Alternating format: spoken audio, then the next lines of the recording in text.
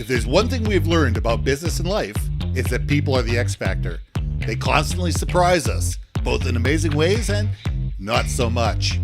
We're Ben and Syya, and welcome to the Gnaw on This Business Bites podcast.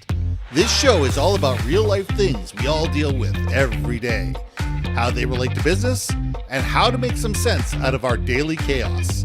Welcome to the show.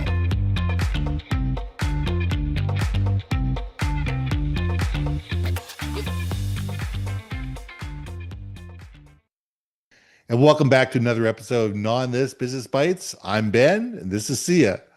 So here's a question for you. How are you creating opportunities in a challenging market? You know what? It's always a challenging market. There's always challenges. We are always living through some challenges. Some are large, some are small, some are micro, some are macro. But there's always challenges that we're facing. None of us have a perfect life. It could be a financial challenge. It could be new employees challenge. It could be losing an employee challenge. It could be something personal, whatever. There's always something in our life that's creating a challenge. And the question is, how do we recognize the challenge? And how do we be adaptable, resilient, and creative in order to move beyond that particular challenge, knowing there's another challenge around the corner that we haven't even addressed yet. So, Syya, let's gnaw on this. So I'm cracking up because while you're talking, my dog is acting up and wanting attention. Of course. Which for me, my challenge is paying attention to you while this one's crying and whining at me.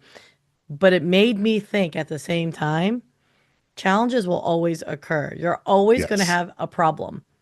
You're always going to have something that you're going to have to overcome, no matter how smooth sailing, how much planning you've done, how much preparation, all that stuff. And so I love this topic because where there's always a challenge, there's always opportunity, as we're talking about, right? Absolutely. And it's keeping that open mind to say, I have to go through this brick wall, right? But it's never just the brick wall, right? Maybe it's components of the brick mixed in with the mortar, right? That you look at it from an individual perspective, or you can even broaden it out to be like, well, how big is this wall? Could we just walk around the damn wall? Right. Mm-hmm. And I think that's the biggest thing is, are you curious? Are you curious to see for the bigger picture, the challenge that is presented to you? Because if you are, the odds are high that you're going to find some kind of solution for the task at hand. Mm-hmm. Not saying it's the best solution, not even saying it's the right or wrong solution, but you come up with a solution. And a solution is still better than no solution.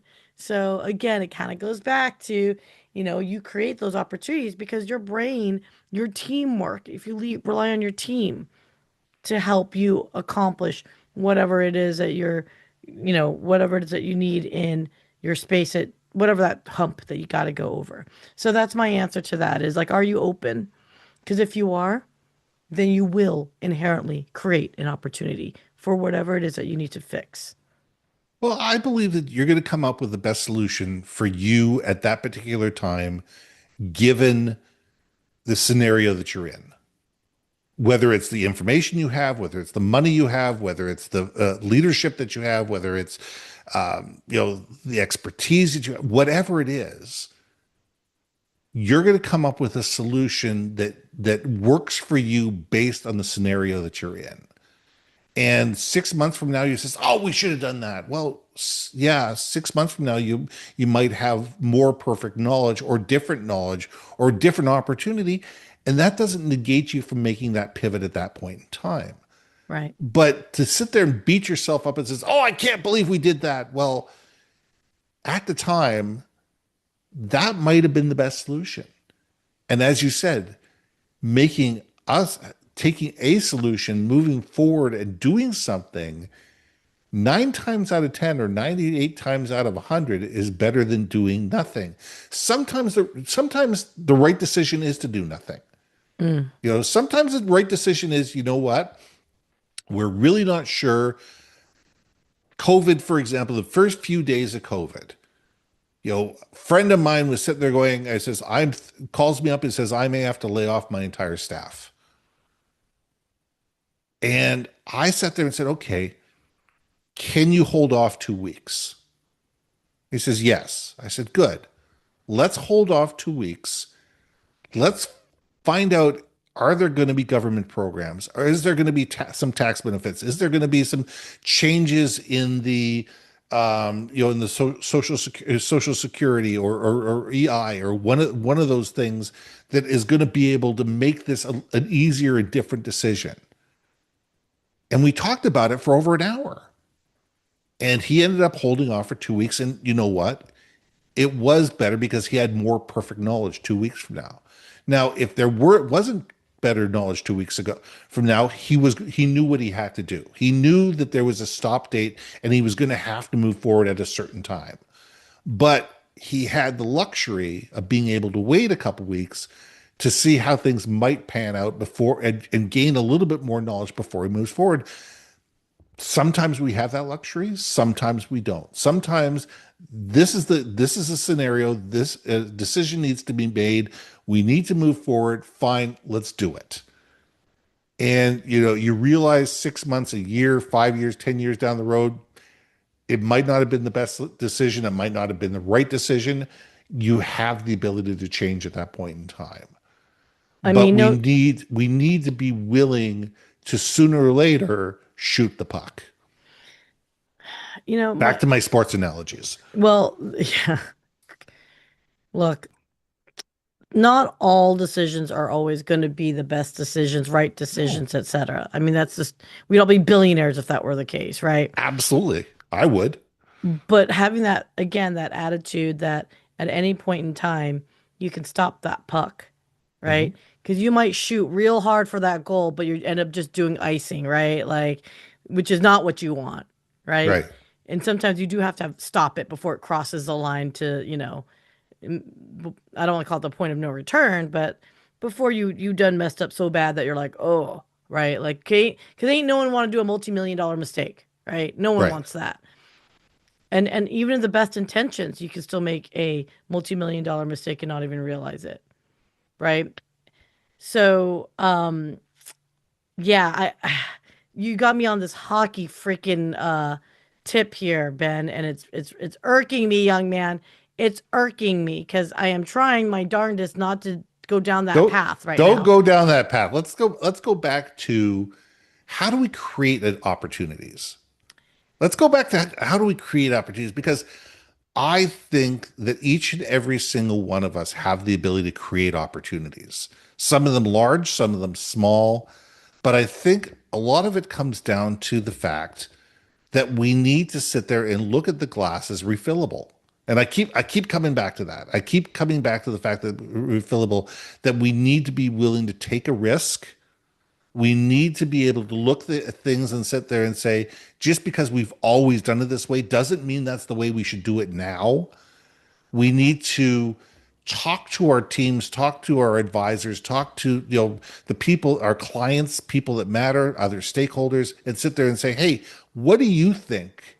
Is there something that we're missing in this situation, and how can we serve you better and be able to make this better for you? Because when we make things better for our stakeholders, usually that turns things around, because Yeah. all of a sudden we've got partners in this, and people that are invested in our success. I mean, so what you're really saying in that particular example is that partnership, I think, is the critical part, right? Hmm. Is treating that deeper relationship to dig deeper. Because again, I think we've mentioned this many times in previous conversations. A no is not always a no. A yes isn't always a yes, right? True. And I think finding all the stakeholders needed takes time and effort. And by doing that, you're creating those opportunities Hmm. to to give additional reasons why they want to care about you, your service, your product, etc. So again, I think it goes back to what I've maybe maybe I'm just going to make 2026 a year of curiosity because Great word. I think it's a great word because it applies in so many different directions, right? Because if you're curious, you're going to identify opportunities very quickly. Hmm. You may identify new opportunities they don't even know they needed. And I think that that is the coolest part of it all. And I think that's why I'm loving this conversation because like, how do you do it? Ask the freaking questions. Listen. Listen Hmm. for the intent of listening, not listen for the intent of reacting, right? And that's easier said than done, people. We know. But I do think every day maybe to say it like I'm going to be curious about one thing today. Maybe. Maybe that's the active step to help us further down. And if anyone wants to do that with me, just DM me because I'm guilty of it. I don't get there are days where I'm just like I know it all and it's like no you don't know it all. You need to humble yourself a little bit there, sunshine. And I get humbled quite a bit. And even then, it's like damn it, Janet, you know? So, I think the opposite side of that same coin is analysis paralysis. oh, yeah. People that live in a world of if it isn't perfect, I can't move forward.